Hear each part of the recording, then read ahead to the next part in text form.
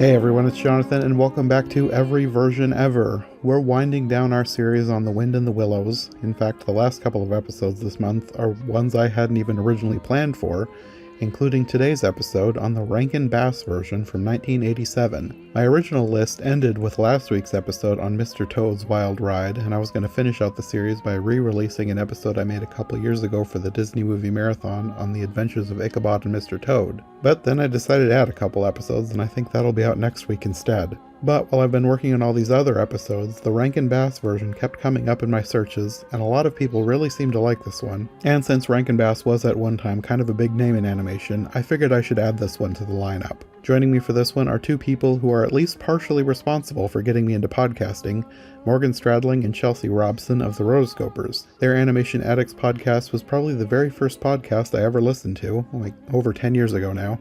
I started writing for their website in 2015, and through them I met like half the people who would go on to become regular guests on this show. Morgan and Chelsea have been talking about animation for over a decade now, but we all have blind spots, and I figured even with this one being produced by Rankin Bass, it might be obscure enough that they might not have gotten to it, even in their now decade-plus time covering animation. Obviously, with as much Disney as they cover, they were at least semi-familiar with the story, but Disney's Adventures of Ichabod and Mr. Toad, as well as Mr. Toad's Wild Ride at Disneyland, were as far as their knowledge of the story went. So they were eager to dive in and learn more.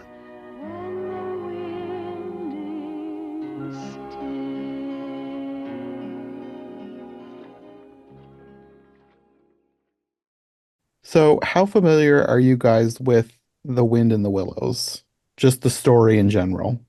The only bit of I'm really only aware of it as far as what the Disney version went, Mm-hmm. up until I saw this and then did a little more research. So, yeah. Yeah, I've just seen the Disney version. I was going to listen to the audiobook before this episode. There were three different versions of the audiobook available in my library, and two of them had very long waits. Obviously, these were clearly the better versions. The one that didn't have a wait had the most terrible audio quality ever, and Oh. I couldn't, it was like unlistenable. So that didn't happen. So yeah, basically this Rankin Bass version, the Disney version, and the fact that it's an incredibly well-known classic story, but I have not read it.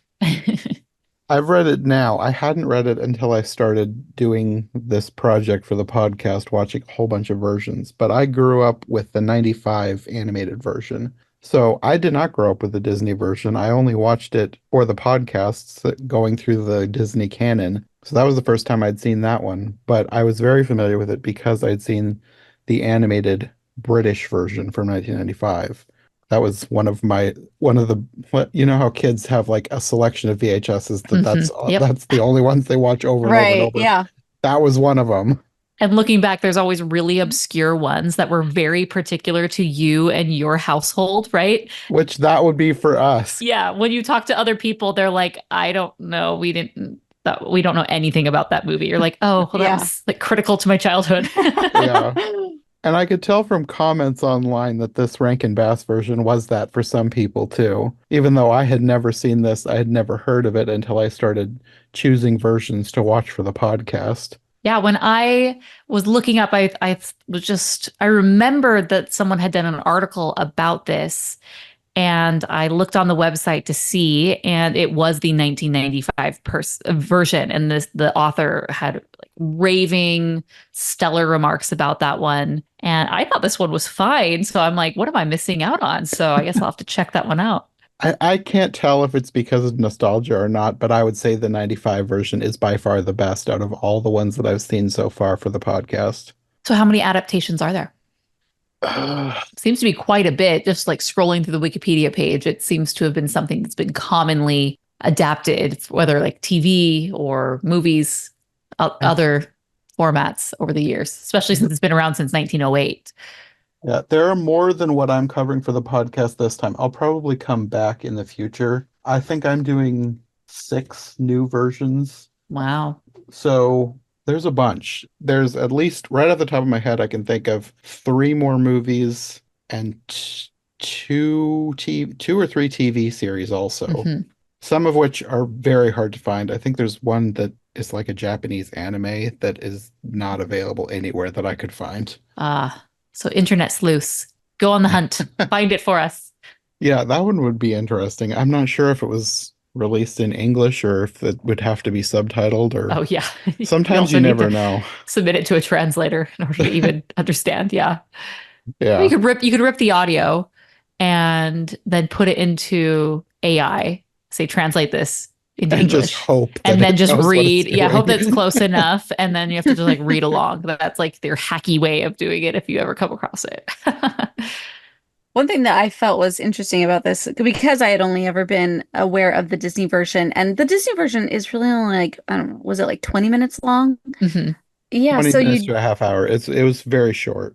Yeah, and you really only get the story of the Toad.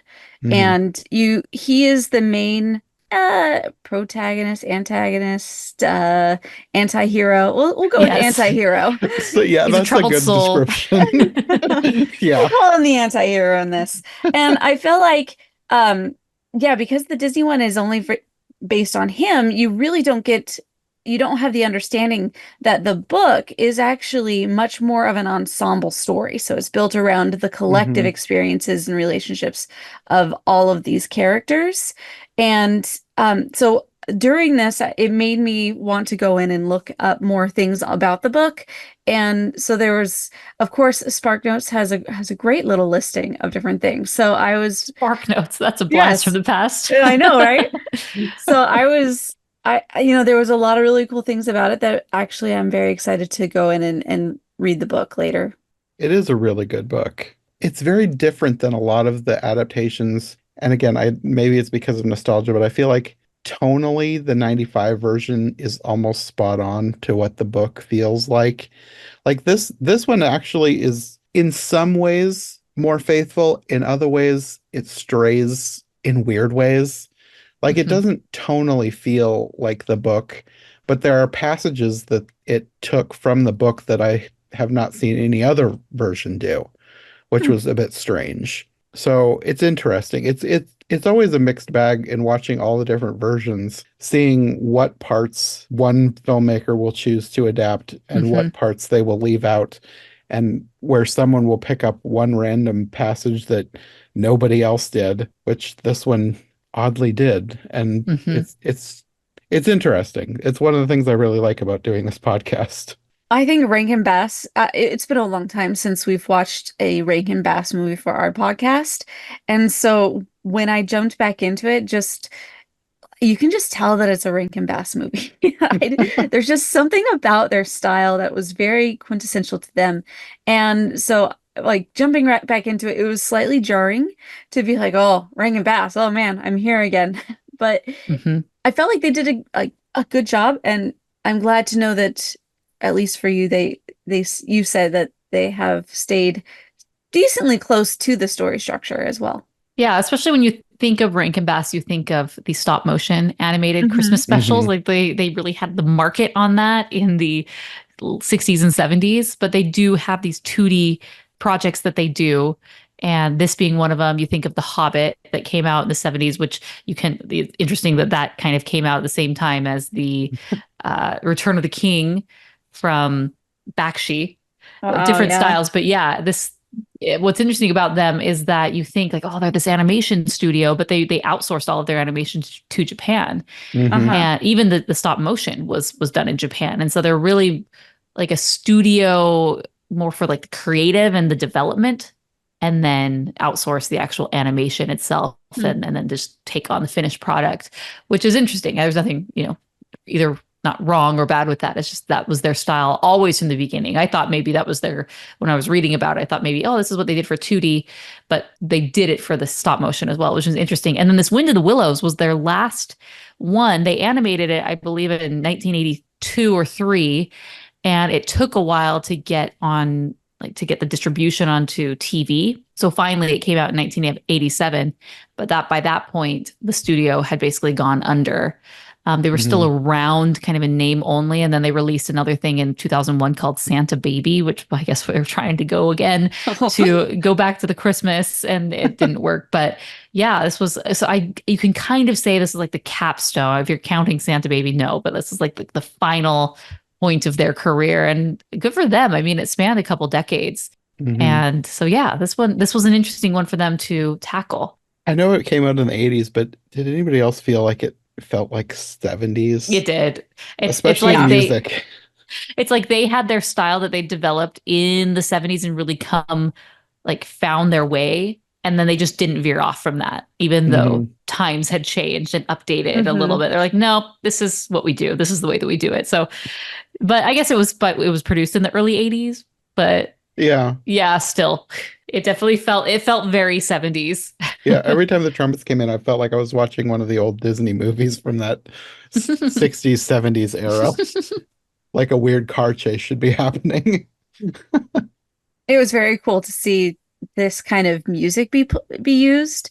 And specifically, I was very interested to hear how, as I was listening, I just thought, man, singing styles have changed so Mm, much over the years, and Hmm. how the main song for this, the Wind in the Willows song, it's just seemed very 70s to me. Like I liked it. I know I I did. actually It's did super too. nostalgic. Like I miss sort of Yes. this old timey, just classic way of singing that didn't have this modern edge or spin to it. It was It just like reminded me of The Rescuers. yes. Yes, that's I exactly what I was gonna say. I actually had to go and look up. I was like, is this the person who did The Rescuers? I don't think it was, but it had that vibe. I Yes. had to do that for the voice of Mr. Toad.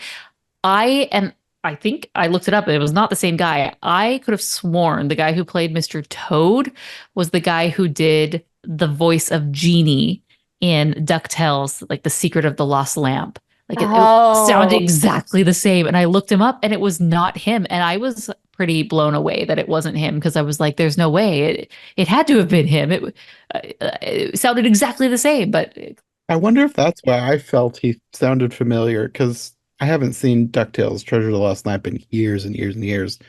But I felt like Mr. Toad sounded familiar, but I looked up Charles Nelson Riley and I couldn't find anything that seemed like something that I would have seen. exactly. oh, Like when you're looking at him, wait. he was killer in he did a lot of Yes, Bluth Killer stuff. from All Dogs Go to Heaven. Killer from All Dogs That's Go to all I could Heaven. hear. In Rockadoodle, he was Hunch. A Troll in Central Park, he was Lort. Babes in Toyland, Humpty Dumpty, and those are kind of like the main ones that we would have known as far as animation. So yeah, so Chelsea recognized him. The only one of those that I've seen is All Dogs Go to Heaven, and I saw that once when I was a kid. I had horrible nightmares and never watched it Oh again. no. Mm. It The scarred me dragon for scene at the life. end, man, I that don't know one, what Oh it was. yeah. it I gets just you. know whatever was in that movie was terrifying to child me, and I never watched it again. Ah, So that's probably not why I thought he sounded familiar. that's hilarious. Oh, see, I still have seen that so many times. There's parts of that movie that are just ingrained in my head. And yes, Killer specifically is no, his like way of he's like, after this thing. It was just I absolutely heard Killer in that. The one that I recognized was Roddy McDowall as Ratty, because Roddy McDowall was in a whole bunch of stuff that I saw as a kid. The main thing that I'm thinking of is That Darn Cat as the Ah. next door neighbor Mm. boyfriend Mhm. with the duck. But other than that, I didn't really recognize any of the cast. It I was a see very the it was a very old-timey cast. You know, it yeah. seemed this was pre-celebrity voice actors. And when I say celebrity voice actors, it's celebrities that we would really recognize and notice. These Hmm. were very familiar, and these guys were very accomplished actors, but it wasn't it was just a different era. They were older. All these guys were older at the time when they did this too. So it Hmm. just felt yeah, like all of these things contributed to help make it feel like an older film that it was. Yeah. Yeah. Something that I felt like watching Toad, he just has this like manic, frantic energy that makes me want to back away slowly. And it's kind of like my dog. I have a German Shorthair Pointer, and she's about 9 years old. And so she's a large dog. And I'm staying right now with my cousin, and she just got this puppy. And this Great. puppy, like my dog just like looks at her like the youths. Ugh, you. And like I just felt like that when I'm watching Toad at the beginning of this. I'm just like, back away slowly. I feel like Mr. Toad is really one of the only things they get right as far as animation. The style is a little bit more realistic, if you can call anthropomorphic animals realistic, but they're not super cartoony. Mr. Toad is more exaggerated than the others, but even Badger, when they're talking, there's not like Ratty, Badger, Molly. When they're talking, they really don't emote at all. And I thought that was very distracting. And I felt like it made Hmm. the film feel cheaper than it was, because it was almost like they did the bare minimum to animate the mouths Yes. and like turn, if it was necessary to turn the body, like we would just do that, but we're not going to move the eyes at all. We're not, and I found that very distracting. And knowing that they'd outsourced it, like typically you outsource because it's cheaper. And sometimes with that, the quality is cheaper. And that was very strange to me. I felt like if there was like none of the traditional principles of animation of like squash and stretch or anything, like maybe a little Hmm. bit in Toad, but everything else was just really flatline. I wonder if that's part of what I didn't like about the character design because I didn't feel like any of the characters were anything that I really liked to look at. Hmm. Like Hmm. in a lot of the other ones that I've seen, they have like really charming designs, but I didn't feel like the only one that came close was Toad. The rest of them were not that they were ugly, but they weren't attractive in any way. They weren't cute. Right. They had no appeal. I think that's one of the 12 is Yeah. character appeal. There was nothing appealing about them at all that made you want to stare at them, listen to them, be intrigued with them. And, Hmm. there were a few moments like character wise that like I'm interested. Like, for example, Molly's arc, if you will.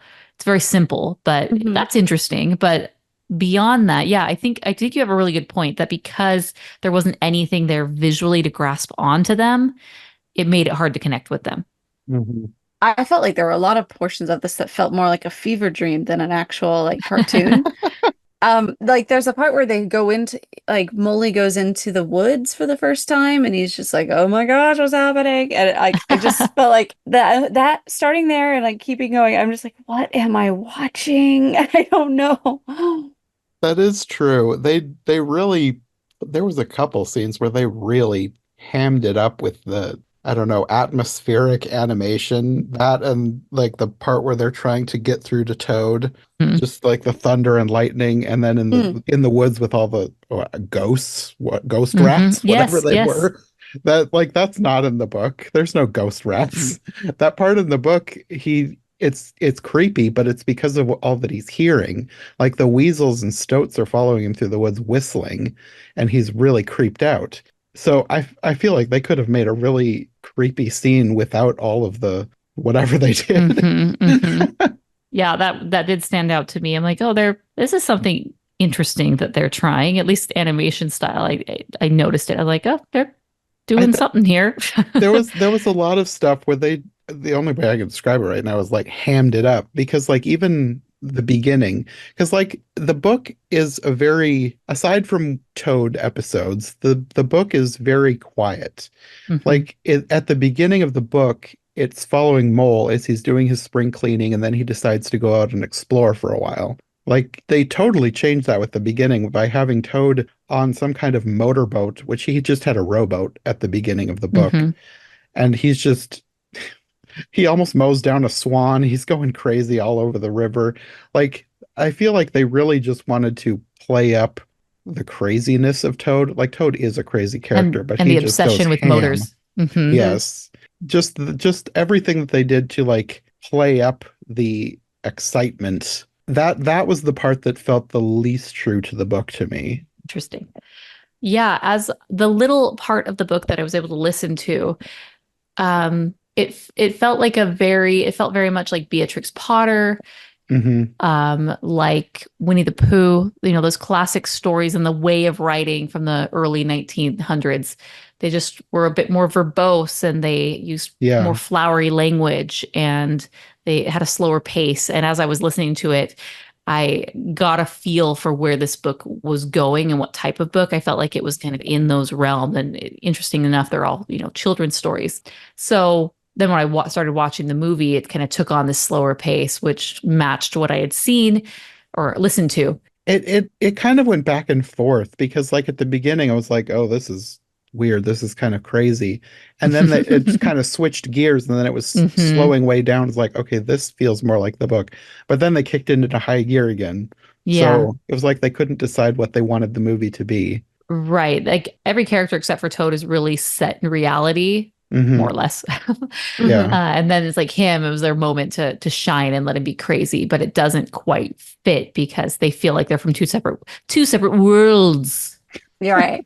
What's interesting though is I feel like they really should have kept along with the rowboat going into the motor, because if you're looking at some of the top analysis on the book, there was one that was saying that Toad was actually represented like the British aristocracy. Either that one or industrialism coming in, and then the other characters represented the natural world trying to contain the craziness as it goes. For me, it just felt like living with somebody with mental illness. And I was just like, so I went onto Google and I was like, what mental illness does Mr. Toad have in Wind in the Willows?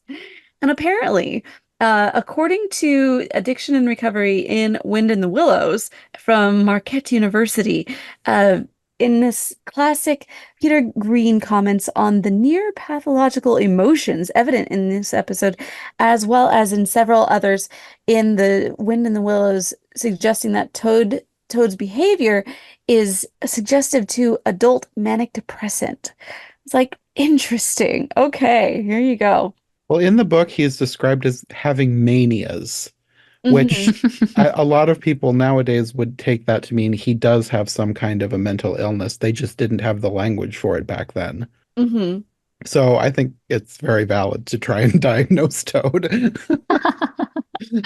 It's so from Spark Notes, they're also saying that like Toad has this way of bragging, but in the book it talks about how in his bragging you actually understand and see these actual qualities be highlighted in the other characters more, because you know that they are better at it. So for example, Toad is not only he reveals his character as in the guy who brags a lot, but also the water rat is far more skillful, the badger is much stronger, mole is far braver and more intelligent, and then none of them compose songs for themselves, and he's the only one that's being out there, and everyone else is kind of motivated by helping their community, and he's the only one that's like, look at me. So I feel like both the Disney one and this one really should have leaned into those types of storytelling motifs, because I feel like just as a story in general, like it's supposed to be an ensemble cast. And with an ensemble, you end up getting more of these elements in there. So I feel like that this, have you noticed in any of the other versions where they've leaned into some of these motifs more? Like which specifically? Like, is it better storytelling for children and I guess expressing different morals or different beneficial traits? Sometimes I will say that like Toad's journey, like trying to make him repent and be a more humble Toad. Oddly enough, this one almost has him be the most humble at the end in a weird non-humble way. Right. Because a lot of the other ones, for whatever reason, so many versions give him an airplane at the end. Like that's not in the book. At the end of the book, he is a reformed Toad. He gives up his manias. He becomes more humble. He repents of all of his ridiculousness and tries to be a better person. But a lot of the movies like that he's crazy, and they decide to give him one last bit of crazy and have him sail off into the sunset in an airplane. And this one didn't. It did actually have him sort of repent, but in the most humble way. Right. With them thinking that his humility is going to be his new obsession. It's funny because this is a popular ride at Disneyland, and the end of that ride, I'm sitting here trying to think, how did we get there with that one? I maybe have to rewatch the Disney version, but ultimately he goes to hell in the end, That's what right? I've been Like, told. I've never seen it, yeah, but I don't know where they came up with that because that's yeah, not in the Disney version. It's not in the book. there's like the judge that lays it on him, and then yeah, that's it. And then like, hey, get off your ride. Hope you enjoyed it. It's like, wow, okay, what did we just watch? Yeah, I don't know. Because I've never been to Disneyland, so I've just heard about this, Mm.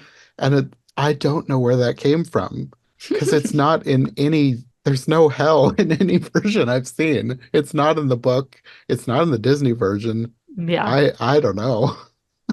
guess we'll have to uncover the mystery of the fire and brimstone at the end.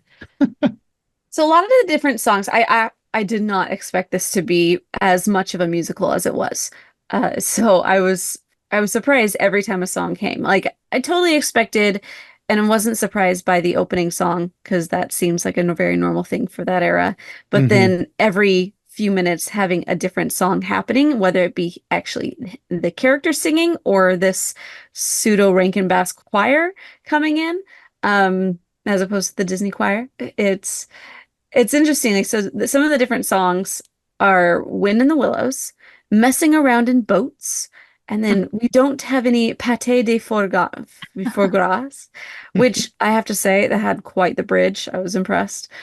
And then you have Mr. Toad, and that's where he's the Rankin Bass chorus comes in and says he's known for Mr. Self-Important as Mr. Self-Important Toad. I was like, okay. And that one did have a reprise at the end. And then you have three parts to Messing Around in Cars.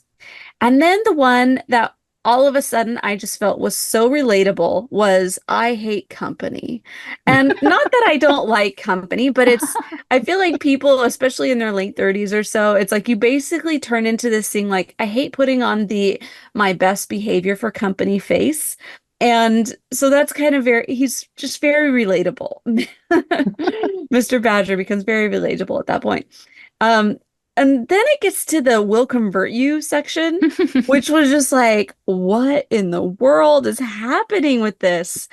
That one was the part that was like, I don't When know. I got to that part, I had to look it up in the book, so I was like, they really are playing this up, and it's not quite that dramatic in the book. Like it is dramatic, but like they really had Badger like because most of it takes place behind the door, so you don't really know exactly what's going on. Okay. But like this one, they had the camera in with Toad and Badger, and there was like lightning flashing, and then they destroyed the car with the lightning. I was like, he just crashed that car. Somebody wasn't paying attention with their continuity. Oh gosh. So after the "Will Convert You" song, we had "The Party That Never Ceases," which I assume is the song that the Weasels sing when they have taken over their house. And I so that at that point in time, I'm like trying to do both the analytical side of this as well as just kind of like see like, okay, is how would this be perceived? Like, what was this? And I was like, so is this like the aristocracy is being held captive there, and there's a peasant uprising? So like, is this the Russian Oh, Revolution, you or were is looking this the way too Irish? into I know this. I You was. needed I think you needed to go into it just to watch the show, Maybe. digest that, and then go into the deeper meaning. This part wasn't even the book, so to me it felt like they just wanted to add Oh, another song. it wasn't. Oh, Oh, okay. because this No. actually was the more interesting scenes. I thought the Weasels were really funny when they were singing their song, but then they still had like the dignity and honor of like, do we use people's stationery? Absolutely not. Yay, nay. I thought that That's was a really funny. funny moment. Well, the stuff with the weasels, it's not ever seen directly. It's all talked about later after it's already happened. So like the weasels take over, but you're not there when that happens. When Toad gets back after escaping prison, they tell him what happened. So all the stuff that you see with the weasels attacking, a bunch of versions have added stuff in there because Toad is told later that the weasels take over his home and they have to get it Hmm. back. But like I said, you never see that. It's not a direct thing in the Gotcha. book. So I think they're just trying to add drama and another song because they added so much music to this to the point where I was kind of getting tired of the music. Yeah. I think the final one that I noticed was to and this was not on any of the lists that I could find, but it's the Toad Looks in the Mirror song, and he's trying to like decide who he's going to be. And it has a very jazzy like interlude to it, and I was like, nice, Toad, I like your inner monologue. That one I didn't like because there is a song there in the book and they didn't use it. They started using it when he's like reciting a poem, but that's like an actual song. It's in the book. It's Toad's last little song that he sings to himself as like a consolation because he's not allowed to be pompous and sing to everybody who's coming. So he sings to himself before he goes out. And then they didn't use that song because one of my favorite parts of watching all the versions is seeing how they use that song.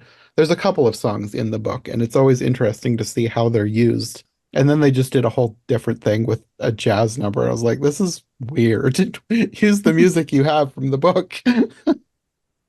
Another big change, this sort of, well, I'll go back. The one thing that I mentioned before of I've never seen adapted is the scene with the sea rat.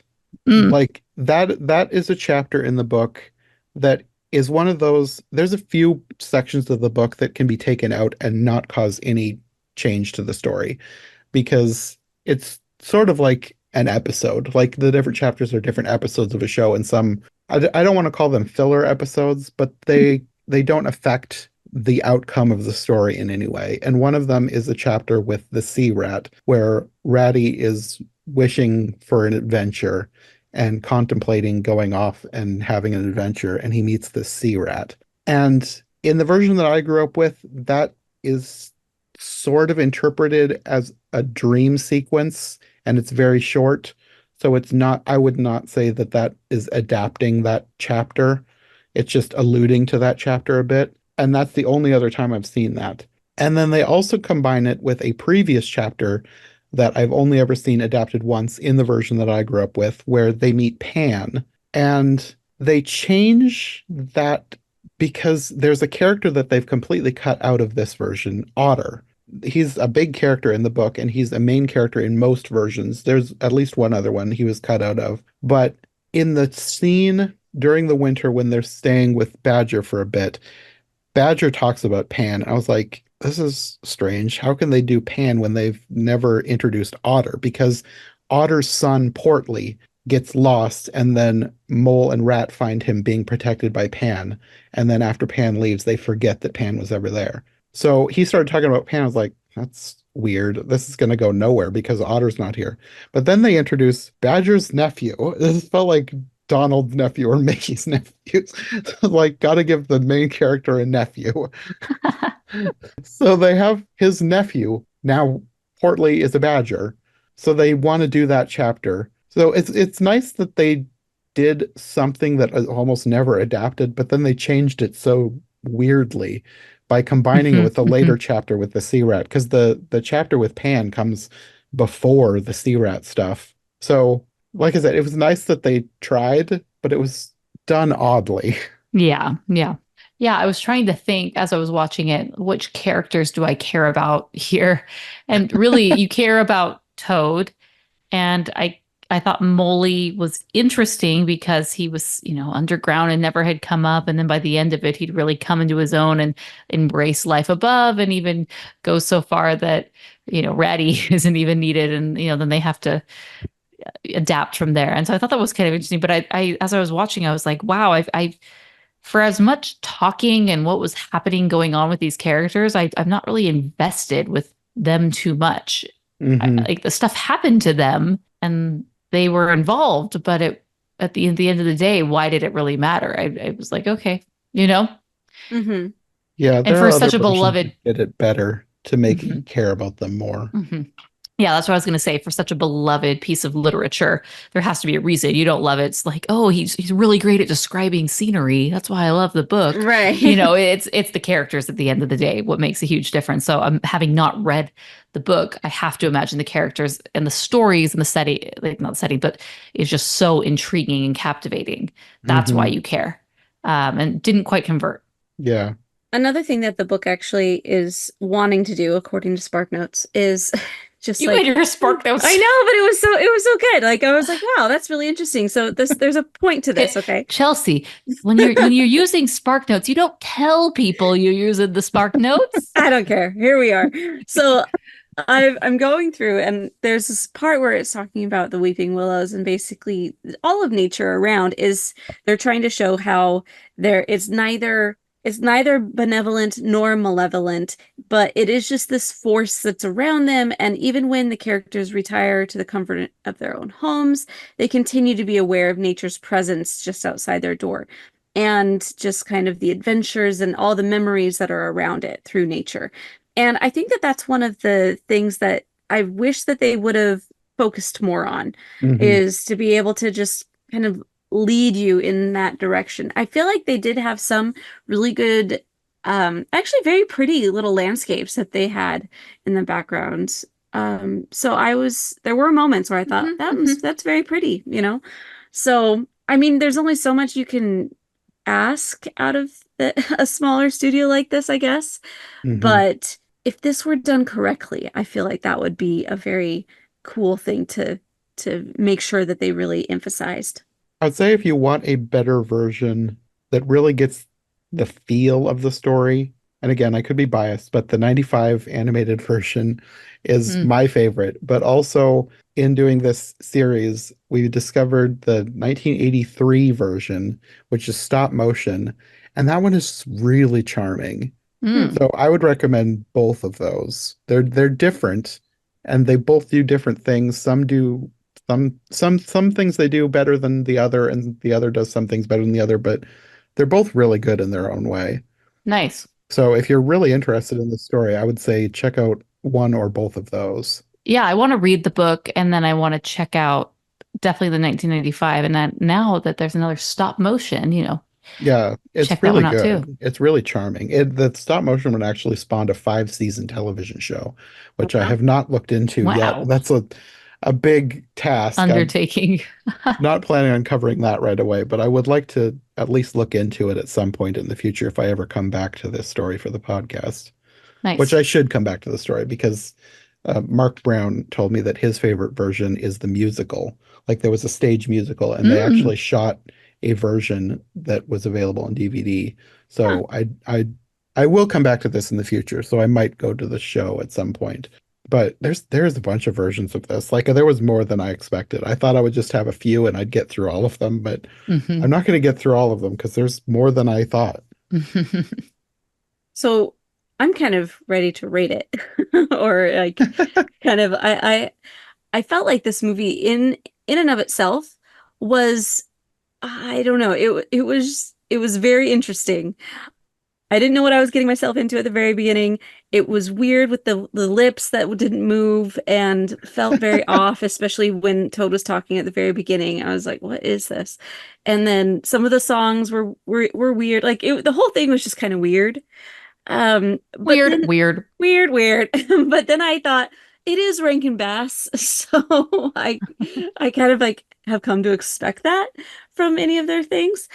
And but I felt like digging deeper into the story and try to understand the story was beneficial to me. And I really, it made me smile to hear Mr. Toad, aka Killer from All Dogs Go to Heaven.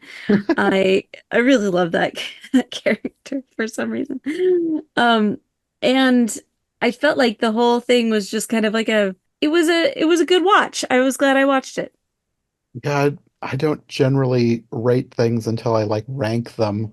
So I No. haven't thought about what I might rate this. I'm thinking about it in terms of ranking it of the other ones that I've seen.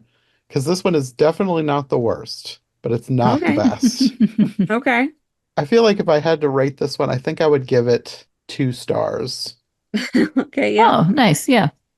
I'd like 2.5 would be like an even not good, not bad, but I feel like it could have done things a little bit better, so I don't feel like I should give it that extra half a star. Yeah, I'll give it 2.5 for you, or for me.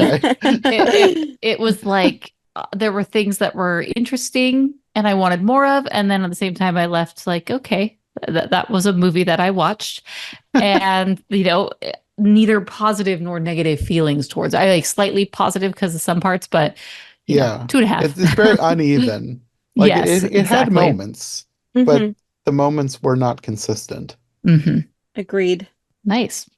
So you don't, for these episodes, you don't do them all back to back to back to back to back. Like you don't do every single version, just each episode, and then like wrap it up. You said you come back to it. It depends on the story. Like I just did The Grinch for Christmas in July, and I did every version of The Grinch for Christmas in July. But that's because there's not a ton. There were more than I thought there were going to be, but there's not a ton. But for ones where there's a lot, I just pick out a bunch, and then I go through a bunch of them, and then I move on to the next story.